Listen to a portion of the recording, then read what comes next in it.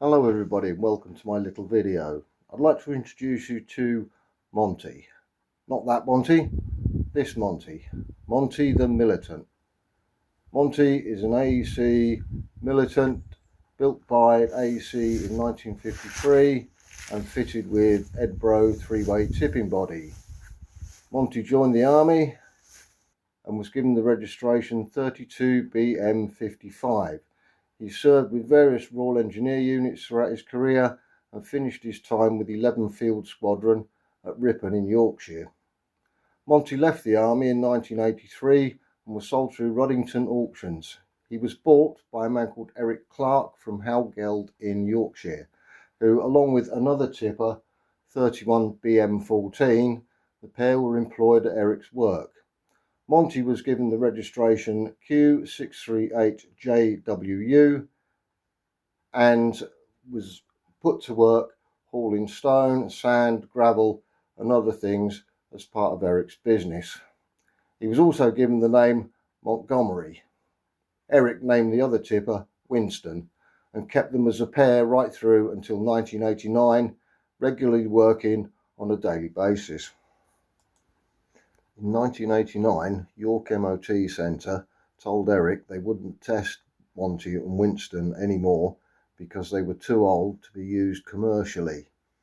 So Eric took the decision to simply park both the tippers at the bottom of his yard, and there they stayed. He always said he'd get round to restoring them, but unfortunately he never did. Eric passed away in 2024, but not before he left instructions that the two tippers were to be sold for restoration rather than just go for scrap.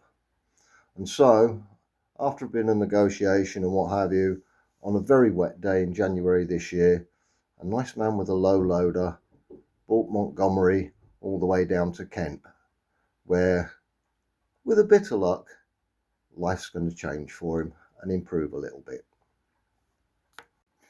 So let's have a closer look at our Monty. As you can see, straight away the cab's in a pretty bad way. The driver's door is missing. Yes, I've got it, it just fell off. And as you can see by the hinge panel, there's not a lot holding it together. No wheel arch, although I've got the wheel arch or what's left of it. And the back of the cab is not much better either. The windows are intact, which is a good thing.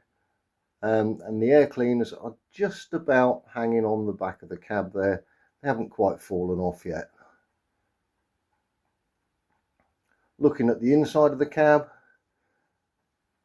rust everywhere. There's panels hanging off, but basically it's all there. It's just rusty, along with a improvised sunroof, which wasn't in the plan, but it sort of fell in on the way home. More rust across the top of the windscreen there. The windows haven't fallen out just yet, but they look like they might at any time.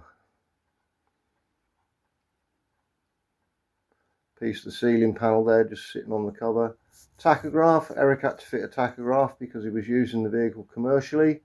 Dashboard still intact. Screen wash bottle, yeah, indicators are still there. Everything appears to be there. The driver's seat's just sort of thrown in, it's no longer attached to the floor. There's not a lot of floor really for it to attach to. Looking at the passenger side now, again, no wheel arch, that's fallen off. Floor's all collapsed. That's a bit of seat you can see hanging in there. The door's still intact though, just about. We look inside. Fuel filters there. Dynamo, yeah. Fuel pump, nice and clean. We had to do some work on that to get the old boy running so we could get him home. He does actually run. The engine sounds quite sweet. It's the bodywork that's the concern. On the inside of the passenger's door, MOT plate. Again, Eric had to get done because he was using it commercially. Clearly shows its registration Q638, blah, blah, blah. Back of the cab there, that's the shovel rack hanging off the side. Unloader valve, tyre inflators all there. It's all there. Air tanks. Everywhere you look though is just rust. Spare wheel carrier's missing. That should be in this great big gap here. which is something we'll have to look at. Don't know why it got removed. It doesn't need to. Moving on to the skip itself, it's not much better than the cab is, really. The whole lot's just hanging there, especially this back corner. It's all very wobbly.